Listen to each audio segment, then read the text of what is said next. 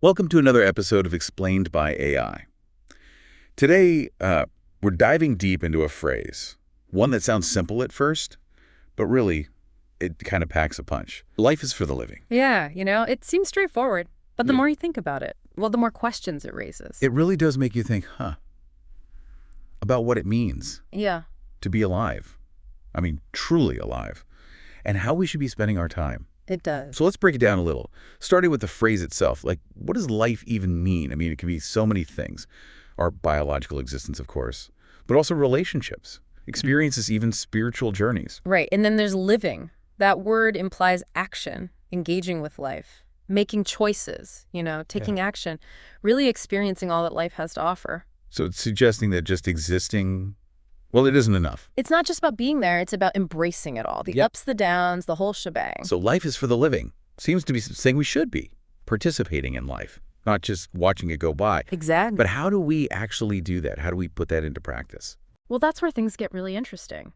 See different philosophical schools of thought. They have a lot to say about this, how to truly live. For example, you have existentialists, like Jean-Paul Sartre. Well- He emphasized the importance of creating meaning through our choices and our actions. So for existentialists, living means taking responsibility for our own lives, shaping our own destinies. That's the heart of it. Then on the other hand, you have the Stoics, like Epictetus.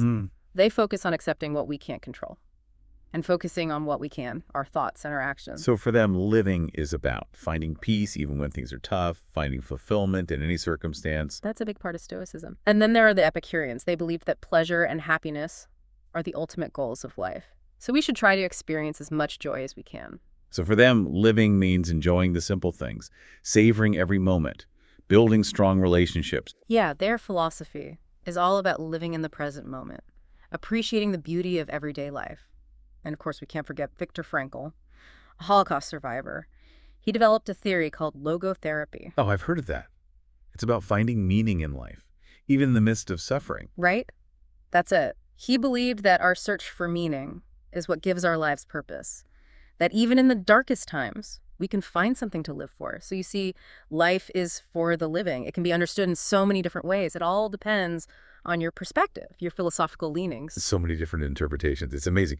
But how do we actually apply these ideas to everyday life, I mean, these philosophical concepts? That's a good question. Well, one important takeaway is mindfulness, Whether you're more of an existentialist or a Stoic or an Epicurean, they all emphasize being present in the moment. So paying attention to our thoughts, our feelings, what's going on around us. Right. Being aware of how we spend our time and making conscious choices about our lives. And another key aspect is purpose. Like Frankl's logotherapy reminds us, even when things are tough, we can still find meaning in our lives. So figuring out what gives our lives meaning and then actually going after those things. Yeah. But hold on a second. Not everyone has the same chances, the same resources. What about people facing barriers like poverty or discrimination? That's a really important point. Life is for the living. It can sound a bit out of touch when you consider those situations, when people are focused on survival. Right. So the ability to truly live, it's affected by things outside our control. It is.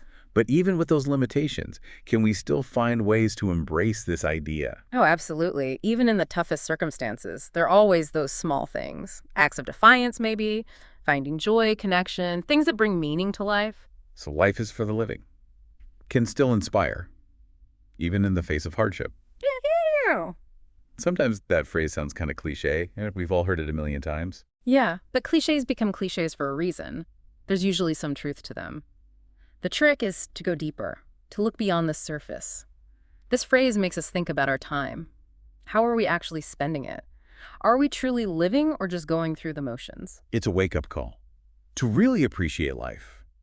But sometimes focusing on living makes us uncomfortable with death. That's true. It's like we try to ignore it. Yeah. But death is a part of life. And maybe by acknowledging it, we can appreciate the present moment even more. Our time is precious, and we shouldn't waste it. Yeah. It's a tough thing to think about. But you're right.